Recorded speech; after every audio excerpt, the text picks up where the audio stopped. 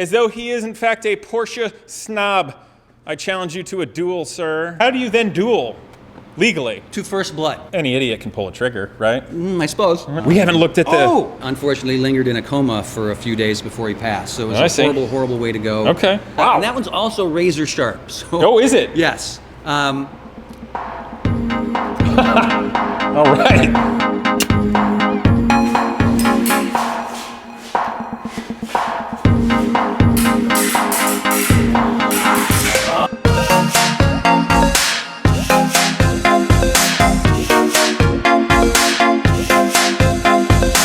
What's up, people? So today is a fun day. Instead of building cars, we have swords!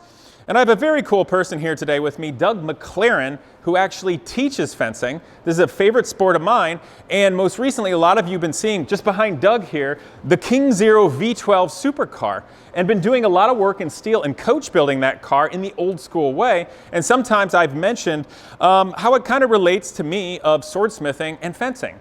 And most recently, I did a post, actually yesterday, about how coach building on a car is to swordsmithing what race car driving is to fencing.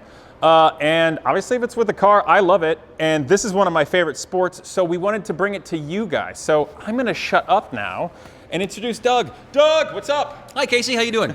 I'm well, thanks for coming down. My pleasure. What is your deal? Why are you here? And why do you have all these pointy things? Well, half of them are yours. Yeah, that's true. Okay, fair. Why am I here? You wanted to fence, and I'm a fencing instructor, so I don't live that far away and thought, well, hey, why don't I give you an opportunity? You were kind enough to let me visit the garage over the summer. I wanted to return the favor. And since you had shown some of your toys, I offered to bring some of mine down to show off as well.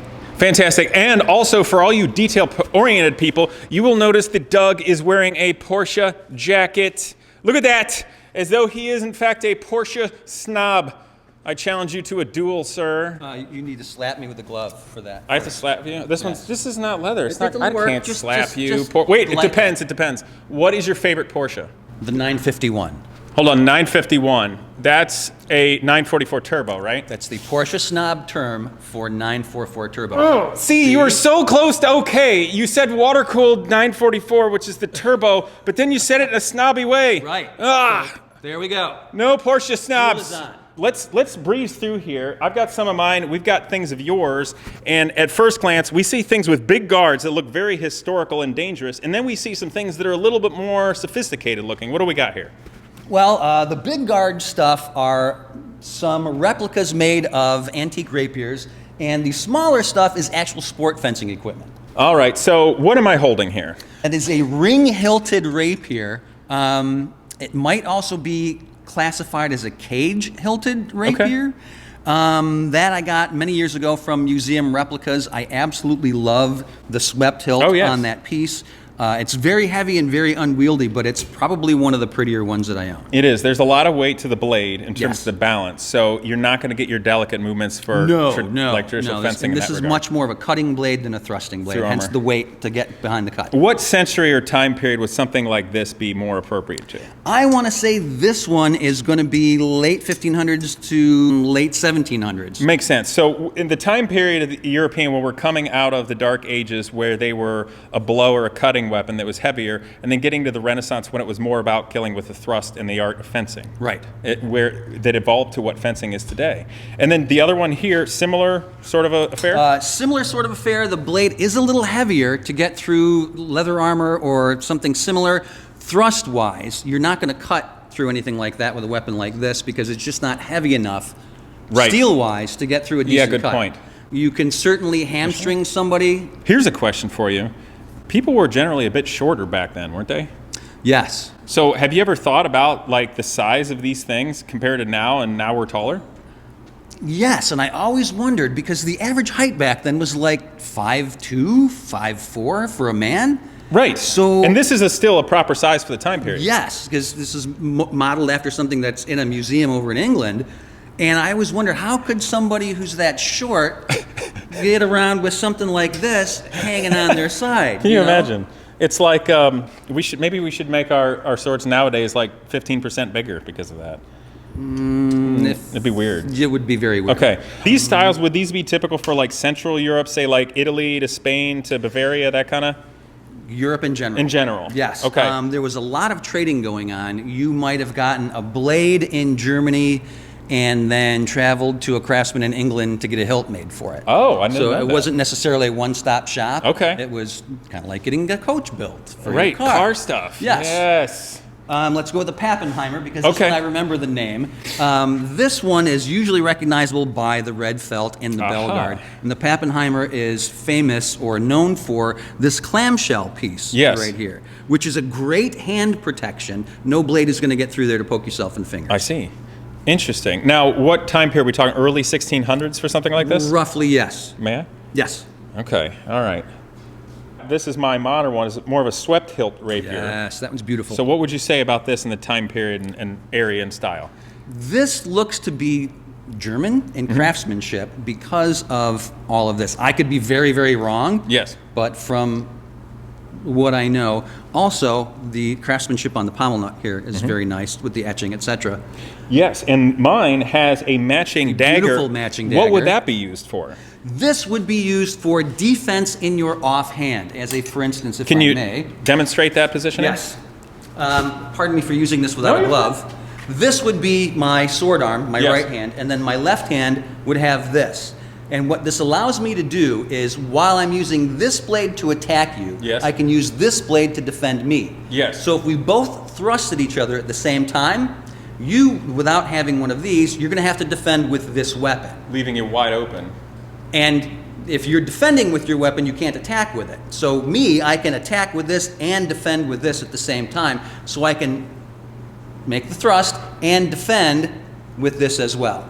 That makes a lot of sense. And as an example, if I may, let's say, and I won't engage, but let's say we engaged and we got up to where we were infighting because we were pushed up in like this. Okay. I'm wide open for you ending me with Yes, that. yes. Right. So, yeah, you don't want to be caught without a main gauche or parrying dagger. When did cup hilt rapiers come to be? What's their deal?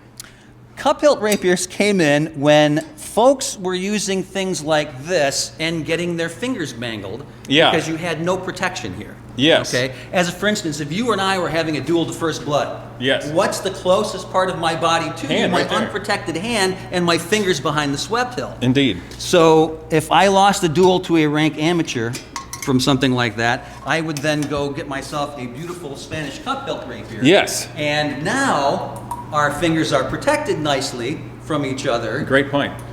because of this nice guard. It's also got the nice knuckle bow here and these quillions. I'm not sure how it's actually pronounced. Quillons, I've heard it pronounced. I'm not that quillions. good with French. Sorry, guys. Okay, sorry. These will actually, or can actually be used to help trap a blade. Yes, I never perfected that art by any means, but it's interesting. And if I'm not mistaken, there were parrying daggers, main gauches, and quillions created at times to try to engage and grab and potentially snap a blade. Yes, yes. We don't have any examples of that. No, I wish we did. And this, as an example, this is an original Yes. Spanish cup hilt rapier, and this is a very nice replica here. So I won't be fencing with this original one here today.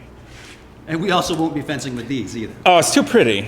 Oh, say lovely. Actually, this one, you'll have to forgive me. The blade is dented up because I do, in fact, use my rapier, but I use it to open champagne bottles. Actually, maybe we should just do that today, later. If you have a champagne, yeah. If you have a champagne Of bottle, course, I'll show you how to open a champagne bottle. I don't know why I'm talking like that. Okay, but you, if it's not too early to say this, there were unusual designs of blades and ideas back then. People would try whatever, and you have a very unusual Yes. blade here somewhere. Where did I put it? There is a specific name for this wavy type of blade. I'm going to show this one off. Yeah, that's fantastic. I want to say it's called a flamberge or flamberge. I don't know how to pronounce it. It ends in E-R-G-E. That sounds French. F-L-A-M-B-E-R-G-E, I think. So why would you do this? I've heard all sorts of different reasons, and personally, I think it's just a craftsmanship thing. In an intimidation factor, maybe? Yes, and if you are attempting to parry this blade with your blade on it, the two blades rubbing against each other, That would be weird. The defending blade is going to get a lot of bumping from this rigid surface. I don't want to put my finger on it. Right. So the defender can be a little disconcerted. It looks certainly rather intimidating. Yes. Yeah, it does. It's very interesting. And I'm told if it's sharpened, it's supposed to leave a nastier wound. Ooh, yeah, because it's a bit serrated. Yes, Okay. but I'm not sure if that's in fact true. Fascinating, fascinating. Also, don't jack with people driving Porsches. You have no idea who they are or what they have going on. Just want to say that. Yeah, okay. Any idiot can pull a trigger, right? I suppose. Okay, what else we got? Oh, here's a nice one. This, like yours, Yes. is an original. It's not a reproduction. This is this a Napoleonic time period? Queen Victorian saber. Can you see the VR there, Victoria Regina? Oh, yeah, look at I that. don't know whether or not. Yeah, How close can that get? Right here. Perfect. And this has a very nice blade, Wow. Wilkinson bonded. Remember the razor blades? Yeah. Yes. What time period is this saber? From the Queen Victorian era. Oh, forgive me. Late 1800s? Yeah. And this was actually owned by apparently a guard in the service. And I want to say, I was told that those are the initials of the owner. Oh, fascinating. I don't know if that's true or not. Wow, look at that. But yeah, this is a very beautiful blade. There's It's a got couple of nicks in there couple of from nicks in somebody it. messing about. Yep, it looks like somebody actually used this for a head parry and caught a blade. Yeah. And it's Wow. got a nice snake skin or some kind of crazy skin Look at grip that. Yeah, you're right. wrapped in wire. That might be shark or stingray, maybe? Late 1800s England? I'm not sure. Hard to say. Yeah, England. I don't know. Okay. Now, saber, that relates. So today, with the Olympic style model, we have foil, which is a thrusting weapon. Right. Very dainty. In fact, the term foil came from the French word for flower because it was dainty, fleur, something You're like thinking this. fleur. Yes. No. Foil is actually foiled. Curses Is it? foiled again. I thought there was a relation. could Kind be- of. What do I know? The I'm French word for the foil is fleurette, which is based on the fleur, F-L-E-U-R. Okay. Okay. But I brought that up because this is a saber, a proper one. Yes. And the three weapons today we're going to show you, the modern, is going to be foil, which is illustrated by his foil here, or mine. These are French grips. This is a practice one. These are non-electrified. They would go back for training with, and this is generally the beginner or the main trainer for fencing to start with. Anybody who's going to learn fencing is going to start out on foil because it's going to teach you the basics that will translate also to the other two weapons, épée and saber. Yes, and the other thing that's interesting about foil, you have to learn in the sport what is right away. Yes. To gain right away to score a proper hit. Also, the target for foil, if I'm not mistaken, is just the torso without the head, neck, or appendages. Is that right? Trunk of the body, including the groin and the back.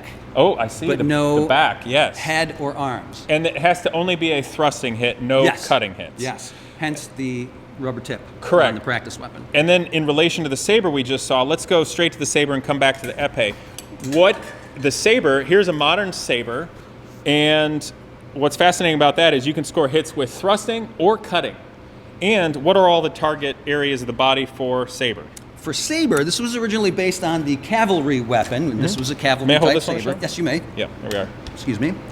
And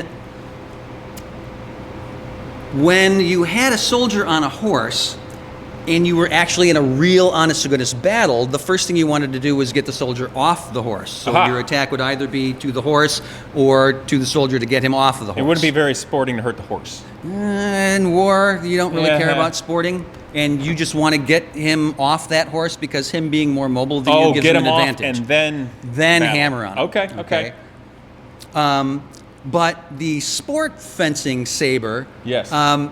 when they first started, they did it on horseback. Okay, Really? really, this is something that just absolutely amazes me because you learn all the footwork for foil and épée, and then when you wanted to do saber, prior to I think it was 1920, you threw out all that footwork and grabbed a saddle. Wow. And you had to saddle the horse, and you ran at each other that way. Ooh, And now I then- want to do that. It's kind of crazy. It's Have you met me? yeah, I suppose. Okay. Crazy guy. So the target area for sport saber is from the waist up, So belt line. belt line, And that includes back, including the back neck, top of the head, and hands, the arms everything. and the head. Which is interesting, if I'm not mistaken, because in modern fencing, where you have an electric lame, where you're electrified to create a contact, the entire weapon or blade is electrified, so any contact with that counts. Yes. I see. Interesting. Okay, so now that came from the cavalry weapon of the saber, but what is épée? That's sort of... Épée. Unfortunately, we don't have a good example of an épée here. I've got my dueling That's rapiers. An excellent example. I was going to pull out my face combat rapier. This is an excellent example. This is exactly what the épée was based on. This 19th century dueling rapiers of mine. Yes. That's why there's two. Because you have to duel. Yes, if there's a Porsche Snob in the vicinity and I have to vanquish him thusly, that's what this is for. Okay, anyway. These triangular blades on these dueling rapiers are exactly the same as a blade on a sport épée. Okay. The only difference is going to be the sport épée has a groove down the top of the blade for the electric tip wire, and instead of being a nice pointy sharp tip, there's a tapped tip on there so you can screw on the depressible tip that has all the wiring in it so that you can get hooked up to the electric scoring so that when you hit your opponent, the scoring box light goes on to indicate the hit. Indeed. So obviously these would be dueling weapons that some people would have in case you need it, whether it's pistols or sabers or rapiers. And so this is most similar to what a modern épée is. Very much. And these dueling rapiers that I have are, in fact, an evolution of what the Renaissance rapier would have been. Yes. This being a bit heavier to carry and this being more elegant, fast thrusting weapon. Okay, interesting. What else do we have to show them? So, modern fencing, we're going to do that, but what other fencing things exist that are also theatrical but historical out there for people? We haven't looked at the... Scottish basket-hilted broadsword. Oh, yeah. Similar to the saber in the way that it's used. It's a cutting weapon. This is a very, very heavy weapon. Grab that one. That is intimidating. It is. That's and that one's also razor sharp. So, oh, is it? Yes. All right. I've cut some interesting things. This is surprisingly well balanced, isn't it? Wow. For being as heavy as it is. And this is a massive basket. I could just punch somebody. You could. That is a good battlefield weapon right there. This is a formidable weapon. Look at that. Wow. Okay. All right. So the historical fencing things that people are doing nowadays are with similar weapons to what is historical, but blunted with more modern helmet, safety gear, etc. How do they do that? Well, let's take a look at the weapon first. Okay. This in here? No. Let's take this one here. Okay. For practice weapons, the tips of these weapons look like the head of a nail. Right. They're not sharp like the dueling rapiers. They're flat-headed so that this little rubber similar tip... to your saber here. Yes, you can very see similar to the that. metal was rolled over on this. And then these practice weapons have this little hard rubber stopper on it. Yes, and that is so that we're not hitting each other with the metal nail head. Right. This nice rubber tip is not going to rip up our fencing jackets. Right. But truthfully speaking, fencing, if one were to break even a practice blade in the middle of a competition, this is still a deadly weapon if you accidentally do something. Yes. I imagine there's people that frankly have died from something like that happening during practice. 1980 Olympics, there was a Russian. 1980? Yes. Did it get him in the heart? No. Through the mask, through the eye socket, and he unfortunately lingered in a coma for a few days before he passed. So it was a horrible, horrible way to go. Okay. I've heard of a few accidents like that, so if you're going to fence, make sure your mask is up to code. You don't want to fence without a good mask. Okay, so anyway, moving on. So the épée is similar to these dueling rapiers. It's a thrusting weapon, but it's modern. Now, with saber, the target area being from the waist up, which is both thrusting and cutting blows, and then foil, the more dainty one, just being your trunk, including the bank, and just thrusting. Épée is also just thrusting, but the interesting thing about épée, which has evolved from what the original rapiers were with, the entire body, hands, feet, everything count, and there's no right-of-way. Is that right? Right. And the whole idea for that style came about when they outlawed dueling. Okay. And the wording of it was probably written by a lawyer back in the days because they said you cannot duel to the death. They didn't say you can't duel. They just said you can't kill each other while you're dueling. So how do we know who wins? Great point. And I think that's where the color of the modern gear evolved from, is it? I've heard that. Not sure if it's true? I'm not sure if that's true or not. Fair enough. Okay. So how do you then duel legally? To first blood. Okay. So neither one of us would kill each other, and we would try to hit each other in the outer extremities to avoid a fatal wound. I see. If I were a traditional, and I hate to use the word foil fencer, but I will use that anyway, in my dueling career, let's say if back in the 1600s, I would be used to hitting someone in the torso to end the duel as fast as I possibly could. To disable him, get Heart, him to... lung, something like that, right. Because the longer the duel goes on, the more I am in danger. You puncture a lung quickly, get him to start coughing up blood, and they'll be more likely to stop. Yes, well, Okay. he's going to have to.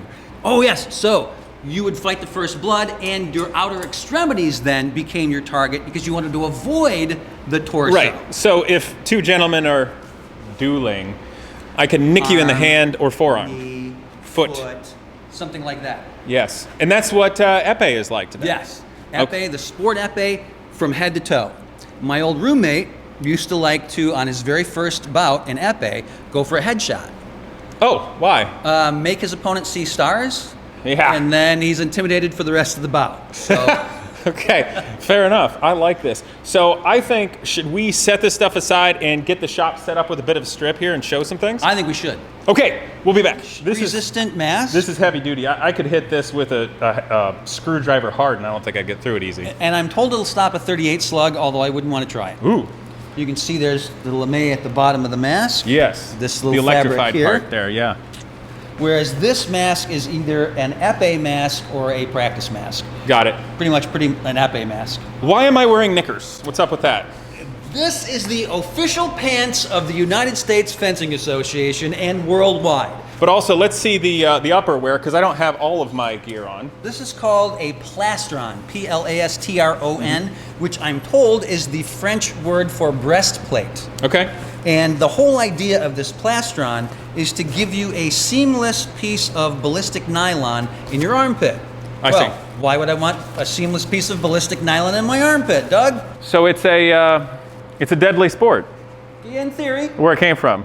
It's the most fun you can have while killing someone else. Oh! I really want to make a joke, but I'll have to bleep it. We make I don't know what to say after that one. So it's one of the fastest martial arts that evolved from dueling and killing each other. So you can all make fun of the way we look, but you're welcome to bring it. And I want to reiterate that the goal here today is to get you back into fencing shape. Should we just do this? Let's. Okay. Let's try French initially. What's wrong with that? That's a powerful parry. I'm not holding tight. Shouldn't have told you that either. That's good. Nice. Rats, sorry. No, that's fine. Low? I think it was a leg. Yeah, low. Sorry about that.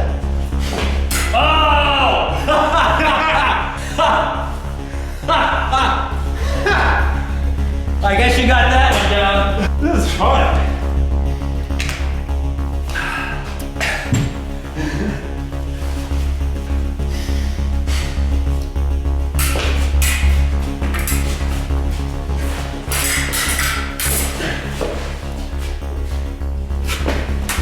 Oh, nice.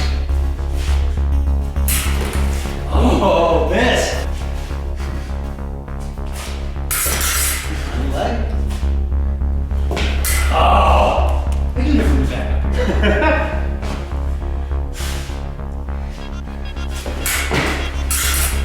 Shoulder? Might have gotten one. Far. Look at me. Oh, there.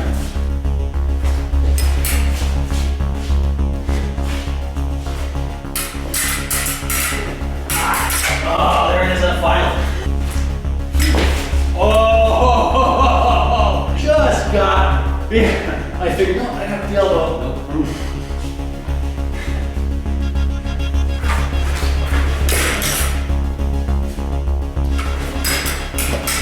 Post? Whoops, counter spin.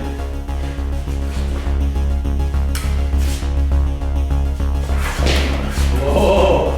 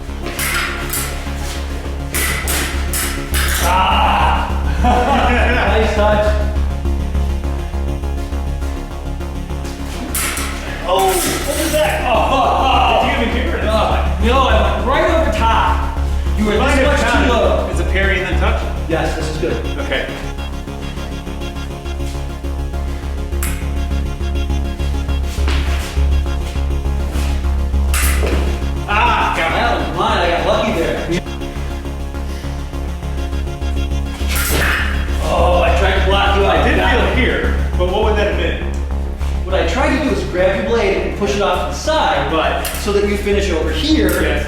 and not here. But I didn't get you over far enough, so your attack is good.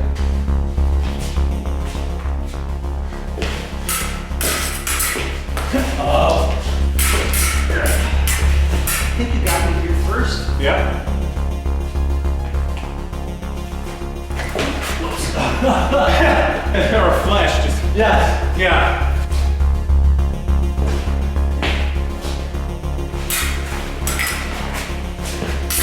Oh, lucky me! Oh, this is good. Oh, I needed to finish that for continuations.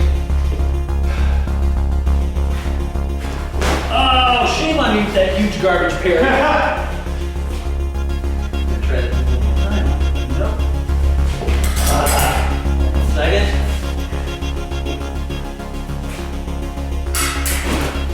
Oh, no, who's got it there? I took your blade, but I hesitated. And I think we both went at the same time, so. Whoops. Ooh, I'm on your arm. you kind of connected with me. I think you got right away. No, I'm off target. Are you? Yes. Okay, If I missed, continuation's good. got it. Ooh, good. I left that wide open. Oh! I think you're good here.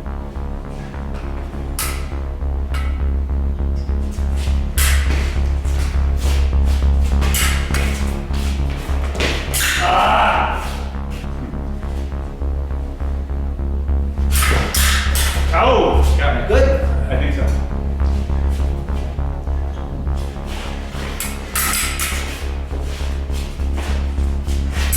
Aha! That's yours. Was it? I thought. Is this good? I thought that was yours. Is it funny how It is. one can forget what just happened? Yes. Shall we go to another 5 touches? Let's. Okay. Ready? Let's.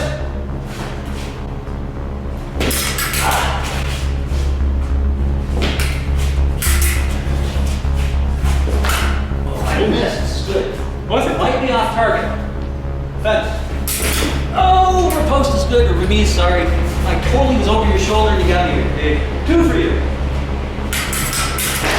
So much for my flesh, eh? Fence. Mask off target. Still 2-0 you. Fence.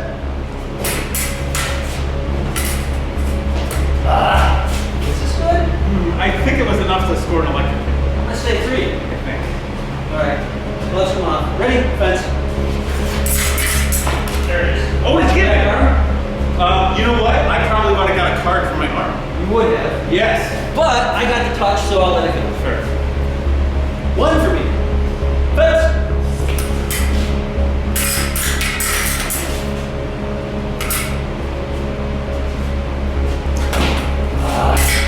No epee here. Off target the arm.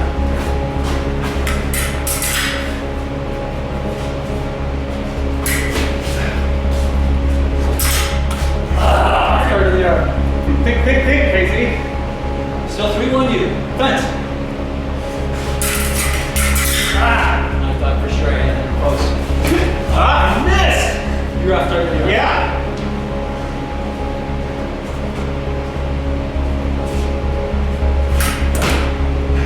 That's my KD. 2 for me. Fence.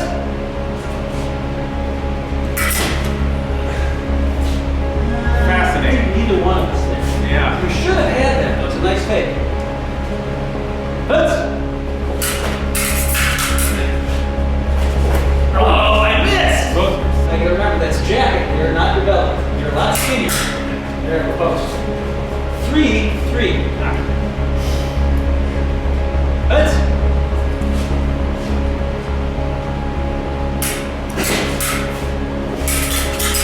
Oh, I missed again.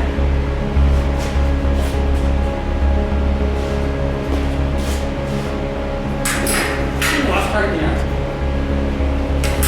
Oh, did you give me a hit? Nice touch. No, I completely missed. 4 for you.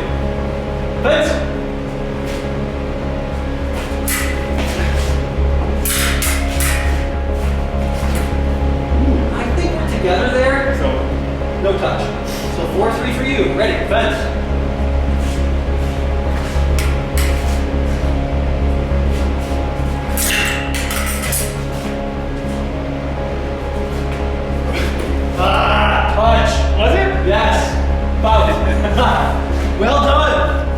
Not bad for your first about how many years?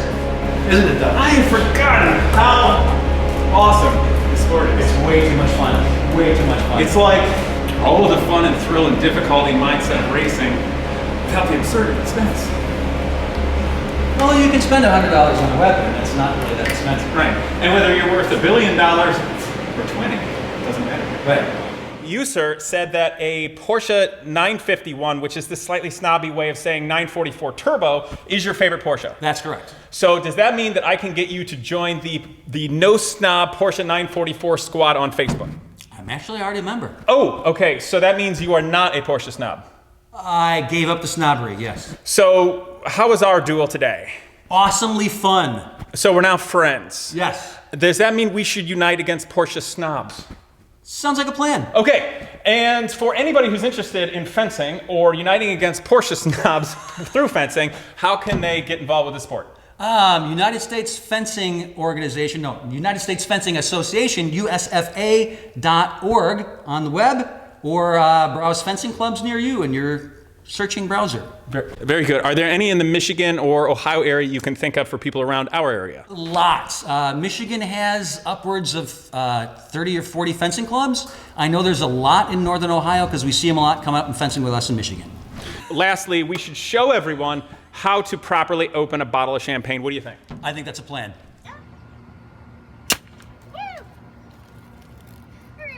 If you enjoyed today's video, and naturally that you will subscribe, but please click that bell so I can continue to bring you wholesome and entertaining automotive content. Also, a huge thanks to Avalon King ceramic coating. They're supporting this channel and making this all possible. But more importantly, I'm looking forward to using it on all of my vehicles, including my old dirt bike. Ceramic coating bonds directly to the surface of your paint, trim, and plastics to give a long-lasting shine that beats all waxes. It lasts for years and it's easy to maintain.